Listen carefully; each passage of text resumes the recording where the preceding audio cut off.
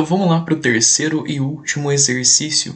Esse é um pouco mais complexo, né? Eu vi que muita gente teve um pouco de dificuldade, principalmente na parte da declaração da função, passar argumentos e fazer as operações com as funções. Porém, ele não é tão complexo quando você entende a lógica do problema, né? Então, faça um código que recebe um valor n referente à quantidade de testes. Então, a primeira coisa que eu vou fazer é armazenar esse valor n para começar a minha execução. Logo em seguida, mostro uma função que recebe 5 valores inteiros e mostra quantos foram pares, quantos foram ímpares, quantos foram positivos e quantos foram negativos. Então eu preciso de um contador que vai me dizer quantos são pares, quantos são ímpares, quantos são positivos e quantos são negativos. E dependendo da minha quantidade de testes, eu vou executar esse código várias vezes em seguida.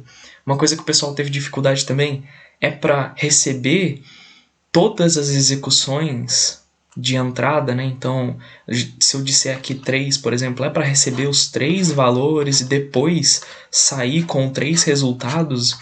Não, você não precisa fazer isso, Porque aí a gente estaria utilizando matrizes de valores e não precisa de toda essa complexidade. Você pode fazer em sequência. Entra com um, sai com um. Entra com um, sai com outro. Então, dá para fazer dessa maneira. Primeiramente, a gente vai entrar com esse valor, que é o número de testes, depois entra com os 5 valores. E aí uma coisa interessante, a gente tem que fazer isso em forma de função. Então monte uma função que recebe os 5 valores. Então eu vou montar essa minha função f que vai receber 5 valores em forma de argumentos. Então a, b, c, d e e são argumentos de entrada dessa função. E a função ela pode ser do tipo void, porque afinal de contas ela não precisa retornar os valores, ela simplesmente me mostra essa saída de dados. E quando uma função ela apenas executa um código e não retorna nada, essa função é do tipo void. Então, na prática, bora ver como que isso se parece. Primeiramente, a estrutura principal do código, importando as dependências e utilizando o meu loop principal. Nós vamos declarar as variáveis, então eu vou precisar de número de testes para saber quantos testes eu estou realizando, e lembra, é sempre bom igualar a 0. E depois eu vou precisar de 5 variáveis, que são as minhas variáveis de entrada A, B, C, D e E, para poder armazenar os meus valores. E como eu disse, eu vou entrar com o valor que é o meu número de testes a ser realizado, e eu vou repetir esse código várias vezes até que o meu número de testes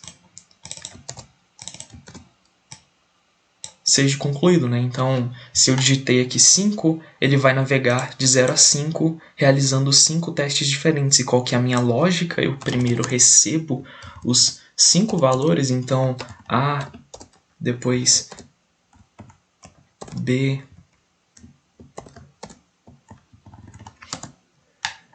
depois C, depois D,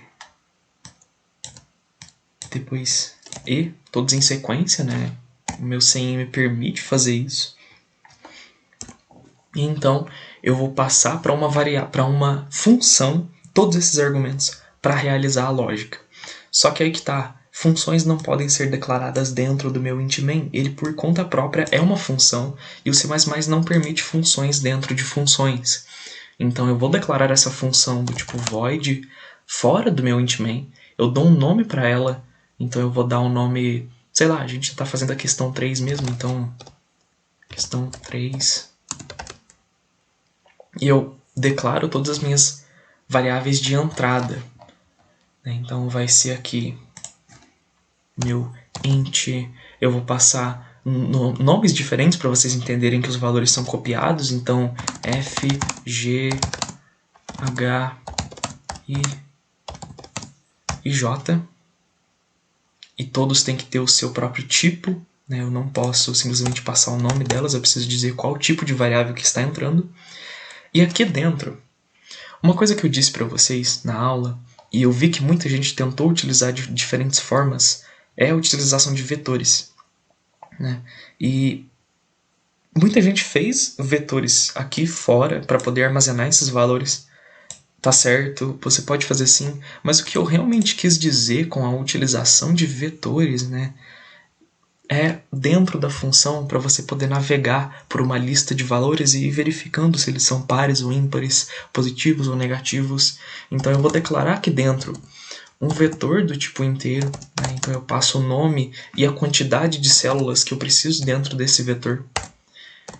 E para cada posição, então na posição 0, eu vou receber o valor de f. Na posição 1, eu vou receber o valor de g. Na posição 2, eu vou receber o valor de h. Na posição 3, de i. E na posição 4, o de j. Agora sim, eu preciso declarar algumas variáveis que são as contadoras de quantos são pares, de quantos são ímpares, de quantos são positivos e de quantos são negativos.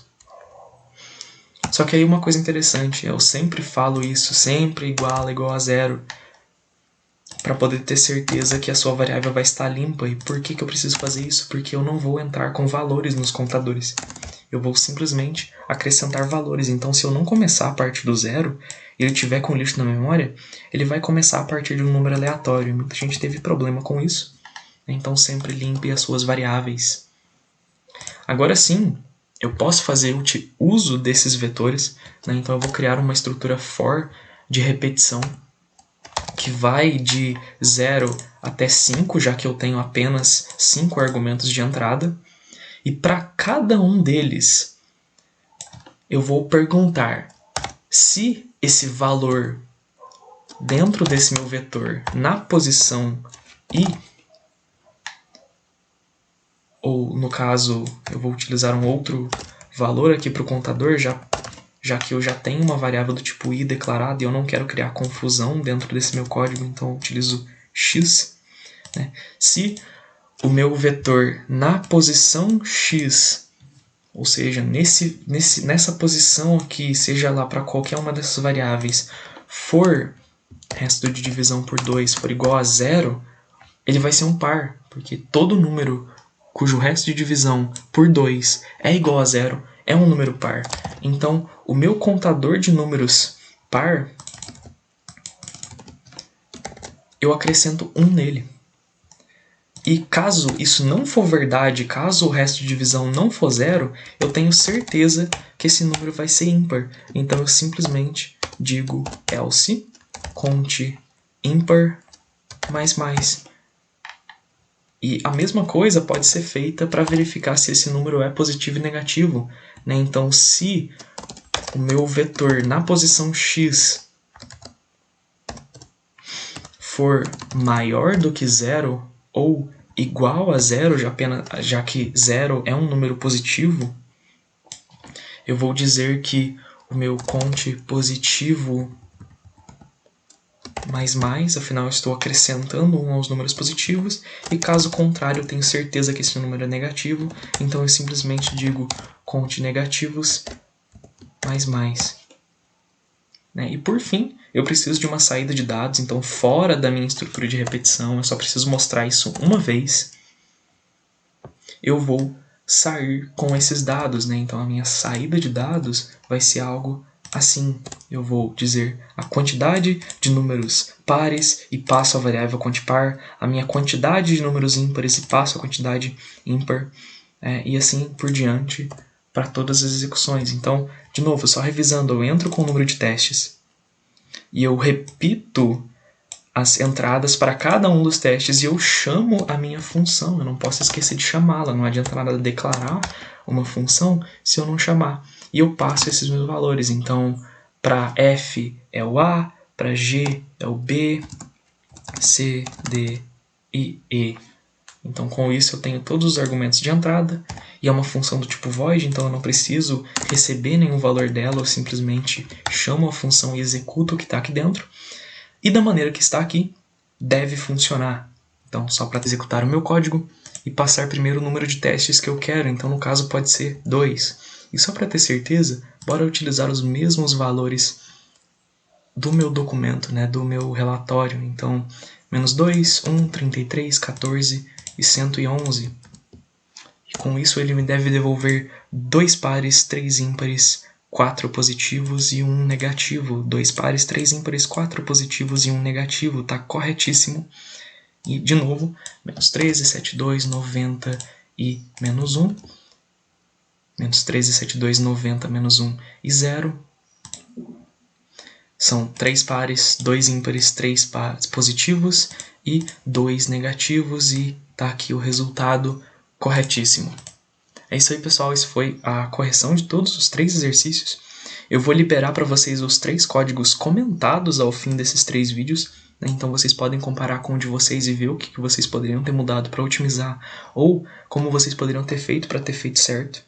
Eu sei que muita gente fez de maneiras diferentes e não está errado. Eu não dei errado para aqueles que fizeram diferente dessa forma. Cada um tem o seu próprio jeito de programar e contanto que o resultado final seja o pedido, tá certo. E eu considero certo e dou 100% na nota. Então, pessoal, muito obrigado por terem assistido esses vídeos. Eu espero que tenha esclarecido algumas dúvidas. Se vocês ainda tiverem alguma dúvida, pode me mandar mensagem no Teams. E é isso, pessoal. Até mais.